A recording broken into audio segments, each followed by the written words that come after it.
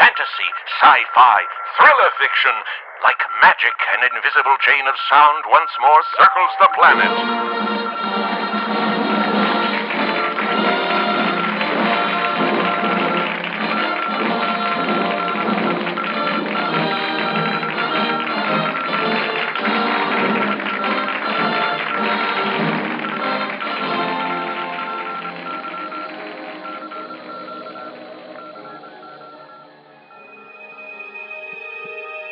The Parasitic Hand.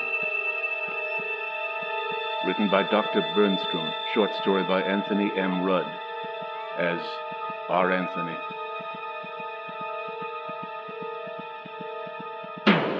June 6, 1925. This morning I encountered the strangest case of my 20 years of practice. John Pendleton, a young real estate agent of Cassius City, requested a physical examination, particularly of a growth on his left side. After he had stripped, I saw that he had a bandage taped to his side. Upon removal of the bandage, the growth proved to be a completely formed right hand. Its base or wrist fastened at the curve of the 11th rib, directly beneath the armpit. The hand was slightly open, the palm turned outward and upward. In size, it was that of a babe's, several months old. "How long have you had this?" I asked Pendleton. "Always. As far back as I can remember," he answered. "I was born with it, so I was told. But it wasn't always the same size." I looked up in surprise. "Not the same size? What do you mean?" He hesitated and flushed. "Well, it was..." He made a quick gesture and added energetically, "Doctor, don't think me a fool or imaginative idiot. I'm a college man and not given to silly imaginings. It's the truth I'm telling you. Remember, that hand used to be small, very small. But in the last 3 months, this hand has been growing steadily. And you can see its present size." A parasitic hand it was, clearly so. I knew the thing, for I had seen such structures before, but a growing hand, and growing after the host had reached maturity, that seemed impossible. By accident, I placed an index finger against the palm of the hand. Immediately its fingers closed upon my forefinger and gripped it firmly. Here was surprise. Usually these parasitic growths are inactive, without nerves, and provided with a very scant blood supply. But the grip of this parasitic hand was firm and strong, like that of a babe.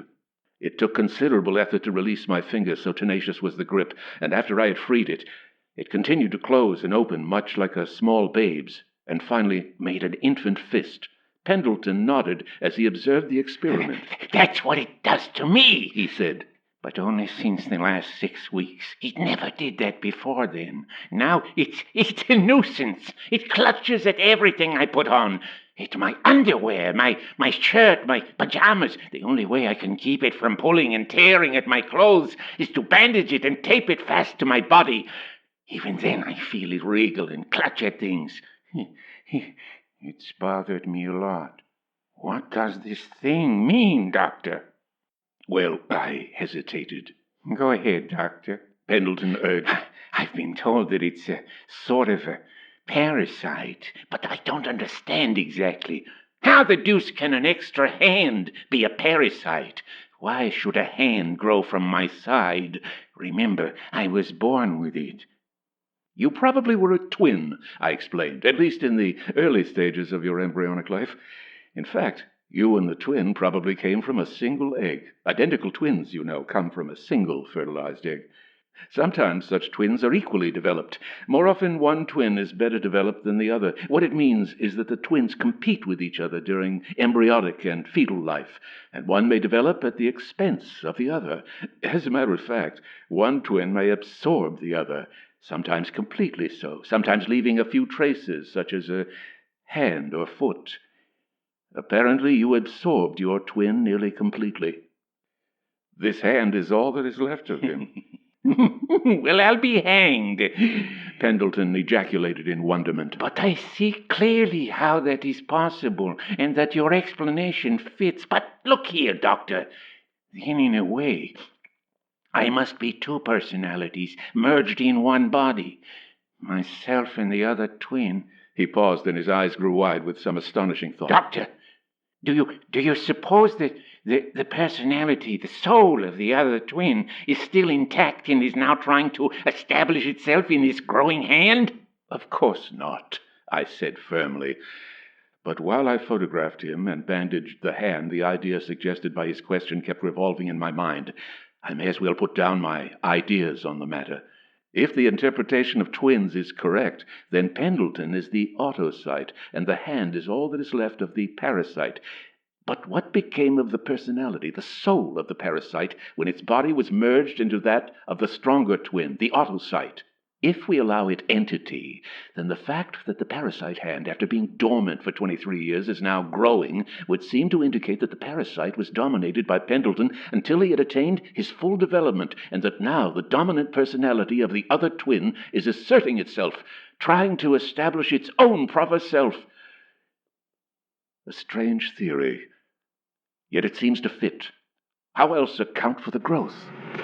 June 7, 1925. I have the general photographs and the x-rays before me. The x-rays show that the hand is completely formed, all carpals, metacarpals, and phalanges being clear and of proper shape. A rudiment of radius and ulna are present, but fade away near the point of attachment of the hand. The muscles and fascia of the hand are attached to the intercostal muscles below the 11th rib.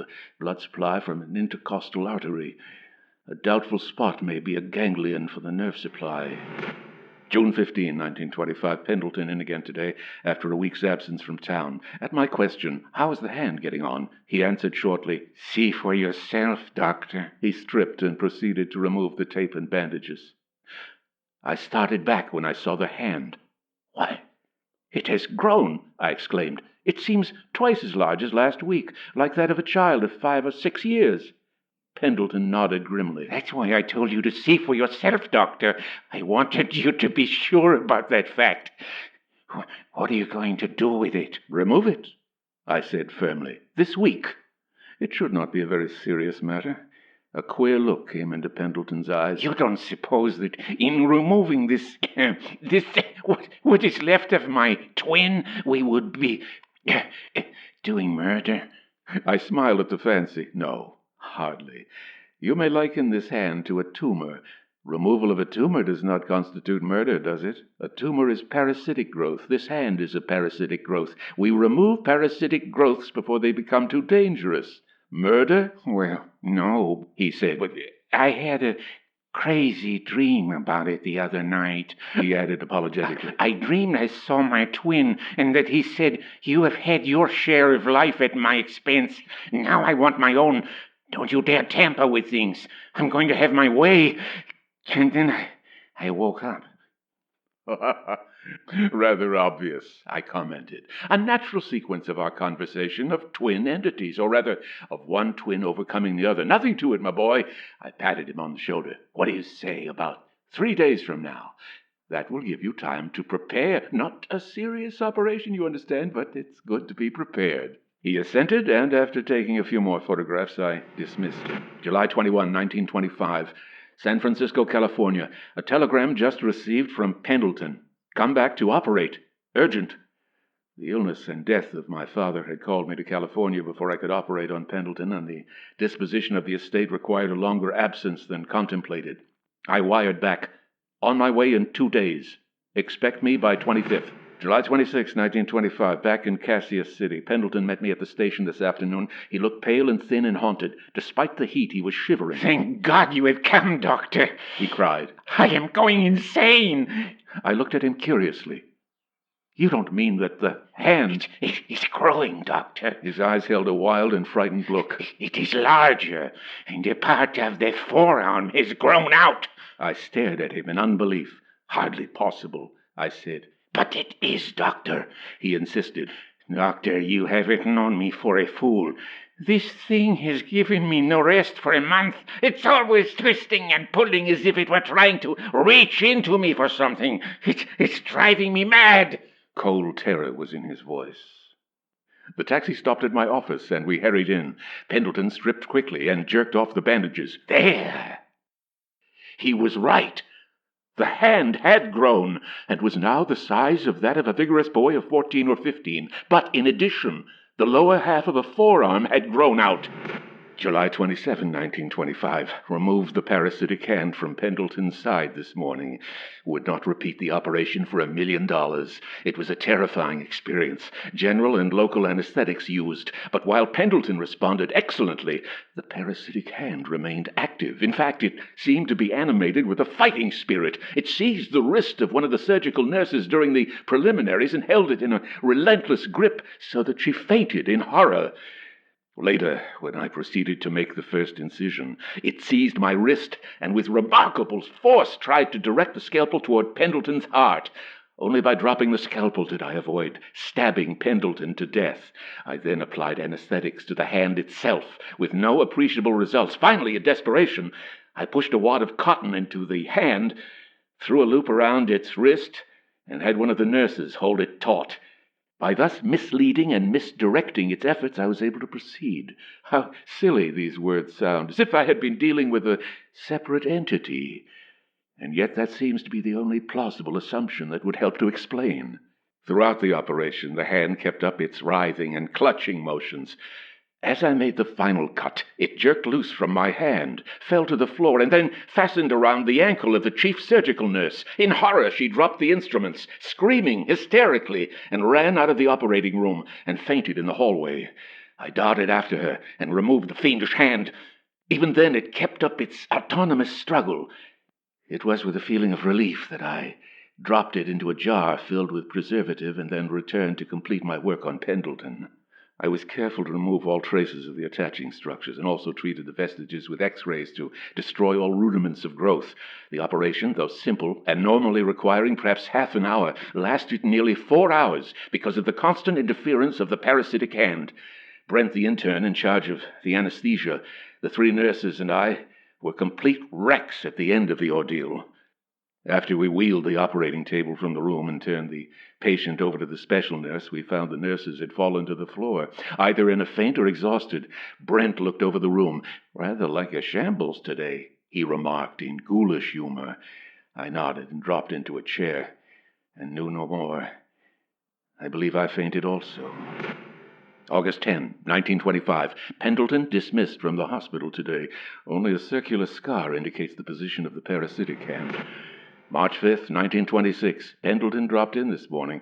He looked worried and thoughtful. "You're not sleeping well, my boy," I told him. You wouldn't sleep well either, Doctor, if you felt something clawing within you. I manifested surprise. "What do you mean?" He smiled wearily. Exactly what I said. Something clawing and pulling within me. And right at the place where that hand was removed. I muttered. "That sounds rather curious." Call it crazy, but I know what it is like.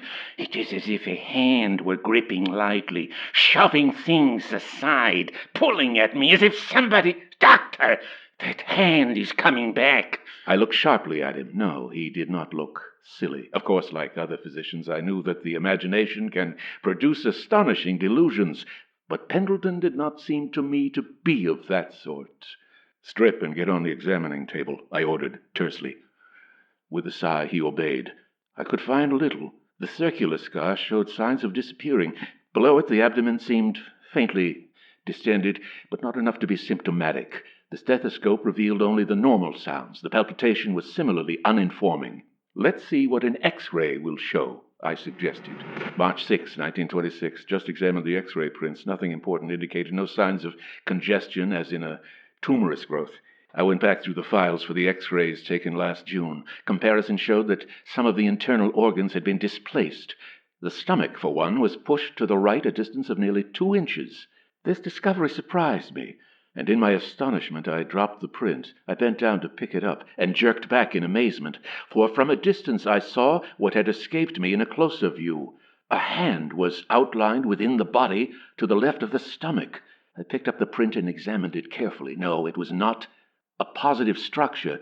It was merely that certain structures had been pushed aside and that the vacated portion had the outline of a hand. No evidence of actual entity, only the hand-like outline. A puzzling case. Is Pendleton right in saying that the hand had returned, but it isn't an actual structure? A phantom, then? March 15, 1926. Pendleton complains of internal pains and difficulty in breathing. I have prescribed sedatives. March 20, 1926. Pendleton ordered to the hospital last night. Another X-ray taken with orders to rush. Just examine the plate. The hand-shaped space is increased in size and pushed upward. The technician called my attention to it. So she has noticed it too. But there is no sign of a tumor. Just an absence of structures. An outline of a hand. What to do? March 22, 1926. Pendleton suffering and in agony. It's reaching for my heart, he groaned. Can't you do something, Doctor? I gave him a strong sedative. After that, I discussed with Brent the chances of an operation. But operate for what?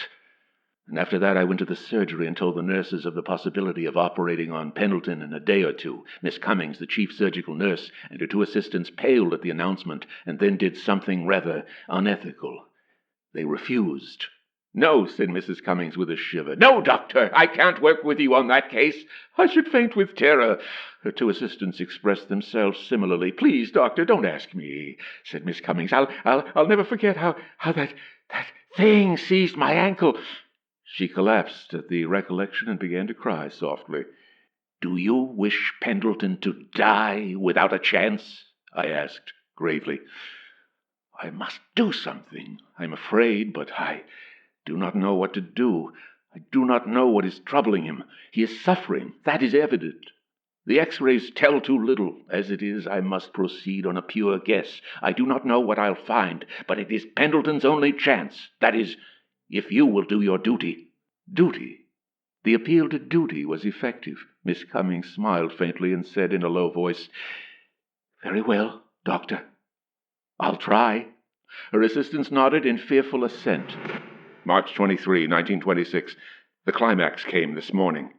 I was making the rounds of the patients and stopped in Pendleton's room. He had slept quietly last night. He said, Still, I feel queer, Doctor. As if things had come to a decision. Sort of ready for the final battle. It's going for my heart, I know, trying to take my life for its own. Can't you do something, Doctor? I reassured him and remarked that we would probably operate on him tomorrow. Thank God. I don't think I can stand this much longer. Do you think you can rid me of this, whatever it is? I hope so, I answered. In fact, I added, quite contrary to my actual belief, I feel sure that I can. I've been studying up this matter and know something definite now. My fabulation gave him confidence, and he seemed more cheerful, so I left him and went down the corridor to see other patients. Scarcely 10 minutes later, I heard a fearful scream, a choking cry of help. I rushed into the hallway and saw the nurses making for Pendleton's room, but they stopped at his door and shrank back. I ran up and pushed them aside. Pendleton was in a turmoil, his bed a cyclone of whirling sheets and blankets. He was twisting, tumbling, and bounding up and down, his groans fearful to hear. Just a few seconds. Then the sheets were whipped aside, and I saw Pendleton. His face was red, eyes bloodshot and staring glassily, the mouth wide open, chin pendant, and tongue protruding. He's got me, he gasped. His body rocked uncertainly. On his lips, a rotary motion. A final...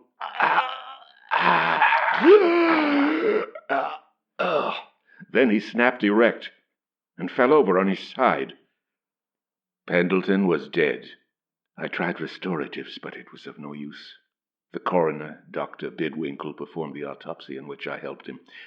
We found the abdominal organs pushed aside as indicated in the X-rays. Just above this, the diaphragm was ruptured, the lung shoved aside, the pericardium ripped open. The heart was contracted and furrowed, as if a fully grown hand had squeezed it until it stopped beating. Dr. Bidwinkle was astounded. Of all the crazy things, he muttered. So I told him of the case and also showed him the photographs. Hell, he exclaimed after I had concluded. You and I, Burnstrum, don't know it all. I think you're right, but we can't afford to expose ourselves to possible ridicule. Your X-ray and witnesses wouldn't convince 1 out of 10 physicians. There are some people that you simply can't convince. So why bother? Here's what I propose to put down on the certificate. Death from hemorrhage induced by internal rupture. Do you agree? Yes. It will be better that way, I said. But kindly note this, I added, turning to Pendleton's body. I reached over and placed the fingers of my hand, the right hand, into the impressions or furrows of Pendleton's heart. The fingers and thumb fitted the grooves.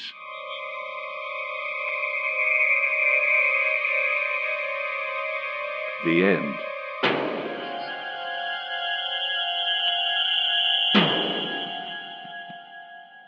The Parasitic Hand, written by Anthony M. Rud, told to you by Edward E. French. A copyright exists on all recordings issued by Edward E. French. Inquiries should be addressed to email edwardfrench06@hotmail.com. That's Edward French 06@hotmail.com.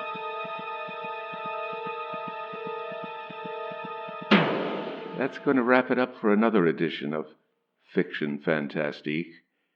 But we'll be back again next week with another unusual story. Subscribe if you haven't, won't you? Good night.